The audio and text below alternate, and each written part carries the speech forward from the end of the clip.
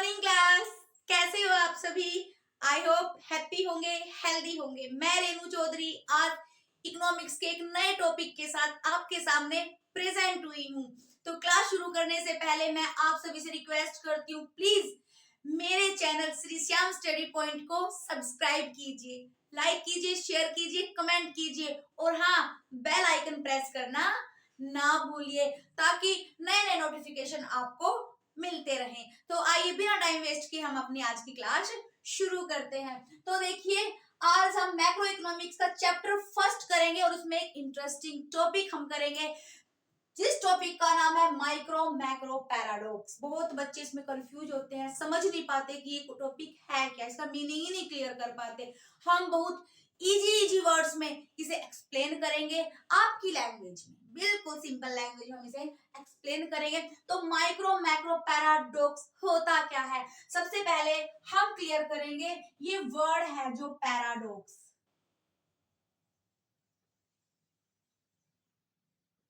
ये क्या होता है, ठीक है, ये पैराडॉक्स होता क्या है। देखिए बेटे, पैराडॉक्स को हम हिंदी में विरोधाभास बोलते हैं। शायद आपको समझ नहीं आएगा लेकिन मैं अभी क्लियर करूंगी तो आपको समझ आ जाएगा। विरोधाभास क्या होता है, देखिए कोई मतलब एक पॉइंट है, ठीक है, और उसके लिए ए व्यक्ति कुछ कह रहा है लेकिन उसके अपोजिट में बी व्यक्ति कुछ और कह रहा है। मतलब ओपिनियन अलग अलग होना, बिल्कुल अलग अलग होना, एक दूसरे के बिल्कुल अपोजिट होना। इसको हम एग्जांपल से समझते हैं। देखिए ध्यान से समझना, ये तो है ए व्यक्ति और ये है बी व्यक्ति। दो व्यक्ति हैं, इसमें आप भी हो सकते हो, ए आप हो और ये भी आपकी फ्रेंड है, ठीक है। अब इनको एक नंबर दिया जाता है, ये नंबर है 6, ठीक है। ए से पूछा जाता है कि ये नंबर क्या है, ए कहता है कि ये तो 9 है। ए के लिए ये नंबर क्या है, 9। अगर हम ए के पॉइंट ऑफ व्यू से देखें तो ये 9 है। फिर बी से भी पूछा जाता है भाई ये नंबर क्या है, बी कहता है कि ये नंबर 6 है।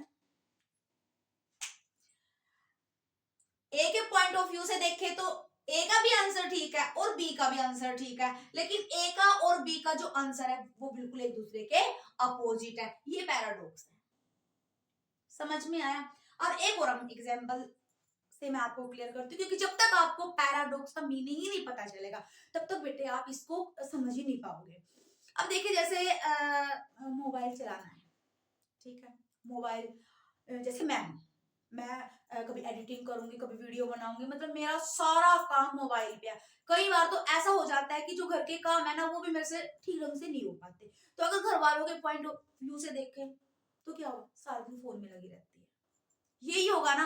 लेकिन अगर मेरे पॉइंट ऑफ व्यू से देखें, मेरे लिए तो ये बहुत सही है, कोई बात नहीं, घर का काम अगर पेंडिंग हो तो मैं बाद में भी कर सकती हूँ, ठीक है, लेकिन मेरे लिए मेरा कैरियर बनाना मोस्ट इंपोर्टेंट है। तो ये मोबाइल चलाना मेरे लिए मेरे पॉइंट ऑफ व्यू से बिल्कुल ठीक है, लेकिन घर वालों के पॉइंट ऑफ व्यू से बिल्कुल गलत है। तो ये ही पैराडॉक्स होता है, एक कंडीशन जो एक पर्सन के लिए कुछ है और दूसरे पर्सन के लिए बिल्कुल उसके अपोजिट है। समझ में आया, ये पैराडॉक्स क्लियर हुआ। तो अब हम माइक्रो मैक्रो पैराडॉक्स को क्लियर करते हैं कि ये माइक्रो मैक्रो पैराडॉक्स है क्या।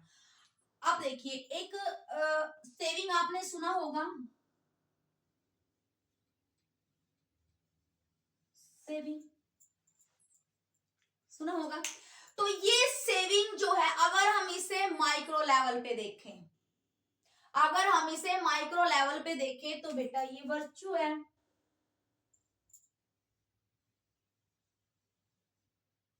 वर्च्यू क्या होता है, वर्च्यू होता है जो हम मोरल पॉइंट ऑफ व्यू से देखें तो ये बिल्कुल ठीक है, मतलब ये क्वालिटी है, ठीक है। लेकिन अगर हम इसे मैक्रो लेवल से देखें तो ये तो वाइस है,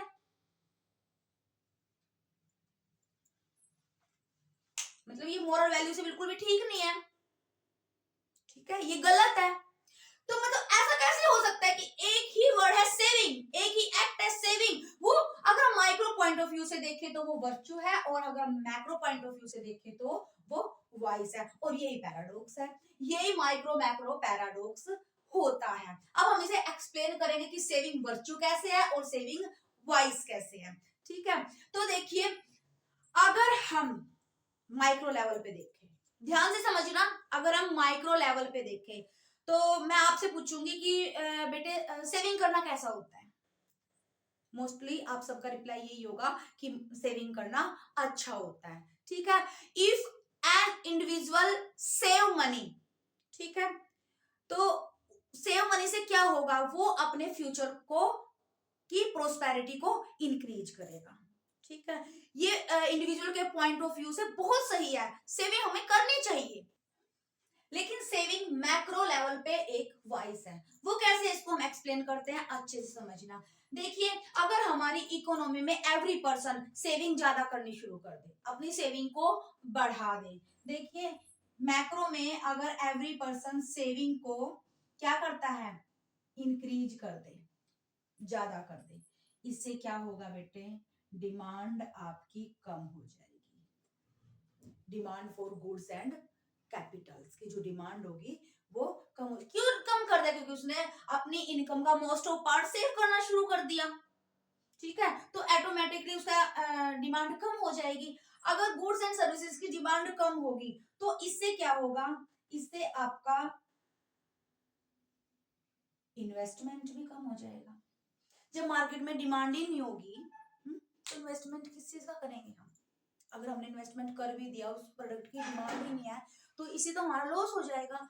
ठीक है, तो इन्वेस्टमेंट कम हो जाएगा। अगर हमारा इन्वेस्टमेंट कम होता है तो उससे क्या होगा,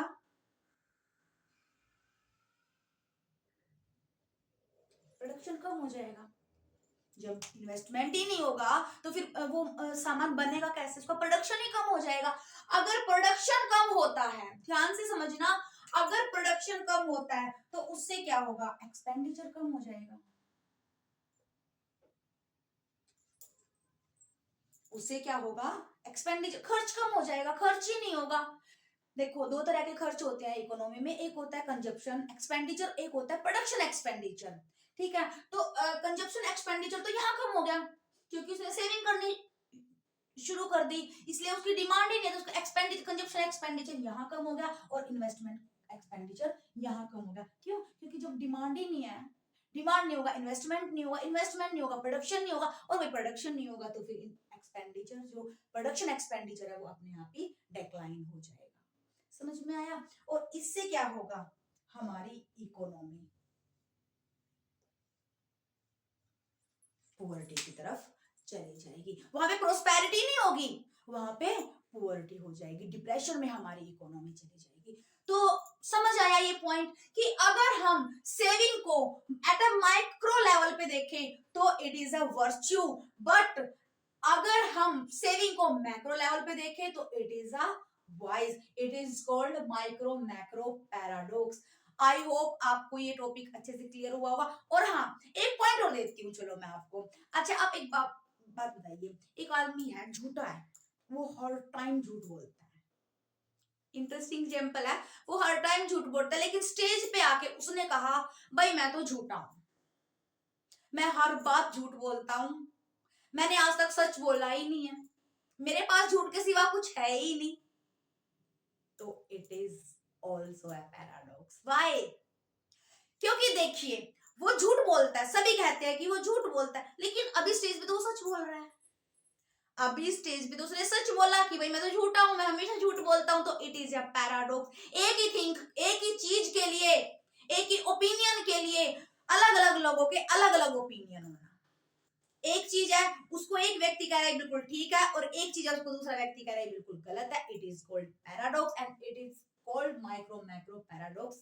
तो saving is a virtue and saving is a vice also. आपको क्लियर हुआ, इकोनॉमिक्स के ऑल टॉपिक्स को अच्छे से क्लियर करने के लिए, हर कॉन्सेप्ट को बहुत इजी तरीके से समझने के लिए मेरे श्री श्याम स्टडी पॉइंट को सब्सक्राइब कीजिए, शेयर कीजिए, लाइक कीजिए, कमेंट कीजिए, बेल आइकन प्रेस करना ना भूलिए और मेरे साथ बने रहिए। Thank you so much for watching my video.